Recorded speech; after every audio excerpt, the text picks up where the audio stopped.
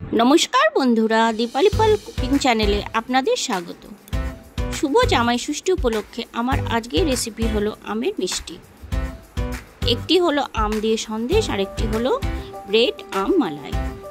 এই রেসিপি দুটি আমি কিভাবে তৈরি করলাম সেটাই আপনাদের সঙ্গে শেয়ার করছি। ভালো লাগলে অবশ্যই লাইক, শেয়ার ও সাবস্ক্রাইব করবেন আমার পাশে। প্রথমেই আমি 3টে আম নিয়ে নিয়েছি, তাকে ধুয়ে পরিষ্কার করে কেটে নিয়েছি। তারপর আমের খোসা থেকে সমস্ত আমের পাল্পগুলো বের করে নিলাম আর নিয়ে নিলাম একটা মিক্সিং জার, তাতে সমস্ত আমের পাল্প দিয়ে দিলাম।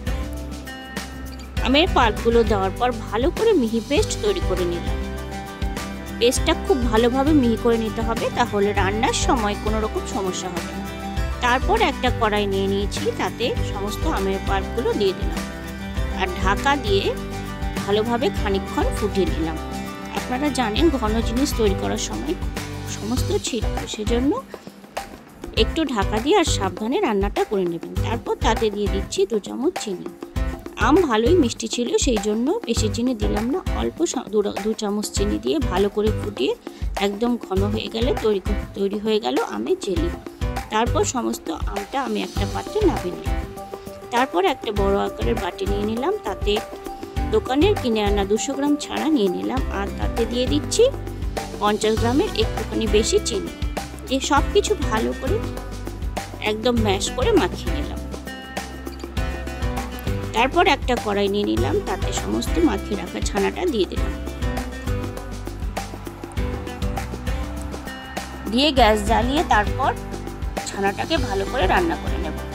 খুন্তির সাহায্যে এইভাবে চেপে চেপে রান্নাটা করে নেবেন, তাহলে কোনো রকম গুটলি থাকলে সেইগুলো সমস্ত মিশে যাবে আর মসৃণ হয়ে যাবে।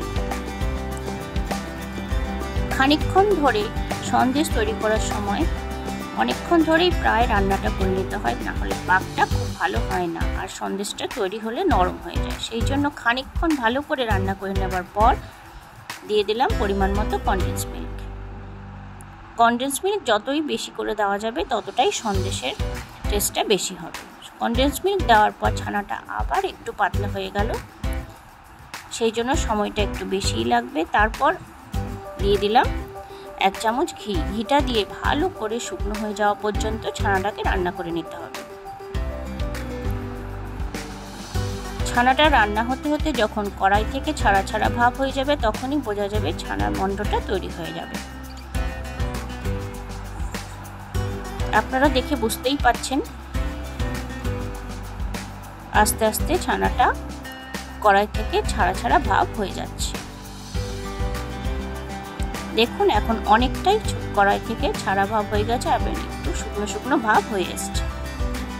সন্দেশ অনেকে অনেকভাবেই তৈরি করে, কেউ কড়া পাক করে, কেউ আবার সাধারণভাবে পাক করে নেয়। আমি একটু নরম পাক রাখছি, খুব শক্ত নয় আবার খুব বেশি নরম নয়, সেইভাবে আমি মণ্ডটা তৈরি করে নিচ্ছি। দেখুন কড়াইয়ের গা থেকে একদম ছেড়ে গেছে, এবারে আমি নামিয়ে নিলাম। একটু ঠান্ডা হয়ে গেলেই তারপরেই সন্দেশগুলো তৈরি করে নিতে হবে, না হলে তৈরি করার সময় গায়ে ফাটা ফাটা ভাব হয়ে যাবে আর দেখতে খুব বেশি ভালো হবে না। সেই জন্য গরম থাকার সময়ই সন্দেশগুলো তৈরি করতে হবে।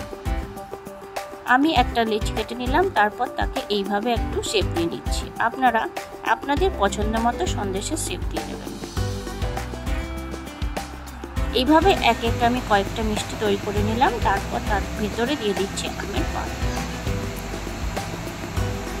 আমি যতটা গর্ত করেছিলাম তাতে যতটা আমের পাল্প দেওয়া যাবে ততটাই দিয়ে দেবো, খুব বেশিও না আবার খুব কমও না। দিয়ে সমস্ত সন্দেশগুলো তৈরি করে নেব।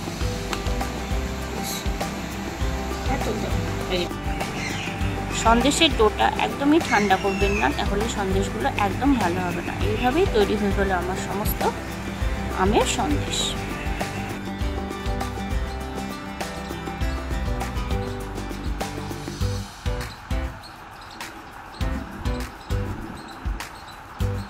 তারপর আমি চলে আসলাম আরেকটা মিষ্টির দিকে। নিয়ে নিয়েছি কিছুটা স্লাইস ব্রেড, তার চারদিকটা ভালো করে কেটে পরিষ্কার করে নিয়ে বেলনের সাহায্যে এইভাবে পাতলা করে বেলে নেব। আপনারা দেখে বুঝতেই পারছেন একদম যতটা পাতলা করা যায় ততটা পাতলা করে আমি বেলে নিয়েছি। তারপর আমি উনুনে কড়াই চাপিয়ে দিয়েছি, তাতে দিয়ে দিচ্ছি 2 কাপ মতো দুধ।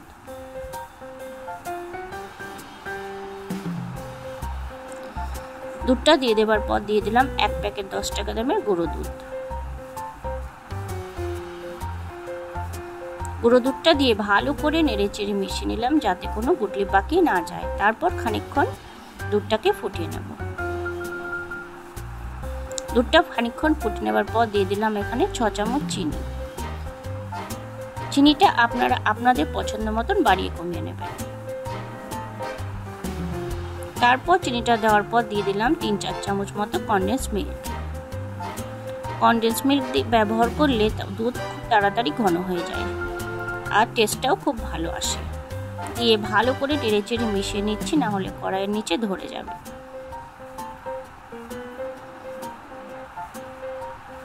তারপর দুধটা এইভাবে ফুটে উঠলে খানিকক্ষণ ধরে তারপর দিয়ে দেব আমি আগে থেকেই সামান্য দুধ তুলে রেখেছিলাম, তাতে 1 চামচ কাস্টার্ড পাউডার আমি মিশিয়ে নিয়েছি। তারপর সেটা সমস্ত দুধে দিয়ে দিলাম।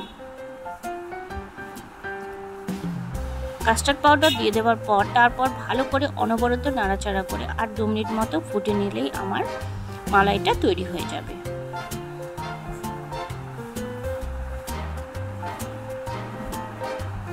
অনবরত নাড়াচাড়া করে কাস্টার্ড পাউডারটা মিশিয়ে নেবেন, না হলে গুটলি পাকিয়ে যাবে। তারপর তৈরি হয়ে গেল আমার ব্রেড মিষ্টির মালাই।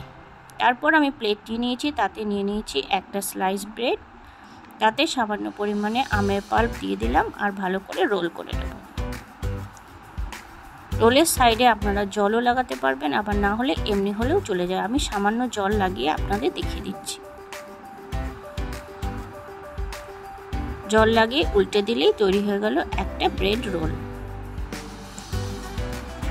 এইভাবে একে একে সমস্ত রোলগুলো আমি তৈরি করে নেব। তারপর একটা থালা নিয়ে নিয়েছি, তাতে সুন্দরভাবে সবগুলো ব্রেড রোল সাজিয়ে নিয়েছি। তারপর দুধটা একটু ঠান্ডা হলে তারপরেই দেওয়া যাবে। দুধটা ঠান্ডা হয়ে গেছে, এখন আমি সমস্ত দুধটা এতে ঢেলে দিচ্ছি। সমস্ত ঢেলে দেওয়ার পর ভালো করে নেড়েচেড়ে সাইড থেকে একদম ভালোভাবে মিশিয়ে দেবো, যাতে সমস্ত ব্রেডগুলো একদম দুধে মিশে যায়। এভাবেই তৈরি হয়ে গেল আমার ব্রেড আম মালাই। তারপর এটাকে ফ্রিজে রেখে দেবো আর ঠান্ডা হয়ে গেলে ঠান্ডা ঠান্ডা প্লেটে সার্ভ করব। কয়েকটা আমি ব্রেড তুলে নিলাম, তারপর আমি উপর থেকে সামান্য দুধ দিয়ে আর একটু আমের পাল্প দিয়ে সাজিয়ে নিচ্ছি। আপনারা অবশ্যই আপনাদের পছন্দ মতো ডেকোরেশন করে নেবেন। এইভাবেই তৈরি হয়ে গেল আমার আজকের দুটো রেসিপি, আম সন্দেশ আর ব্রেড আম মালাই। আপনাদের পছন্দ হলে অবশ্যই ঘরে তৈরি করবেন আর আমাকে কমেন্টে জানাবেন আপনাদের কেমন লাগলো। ধন্যবাদ।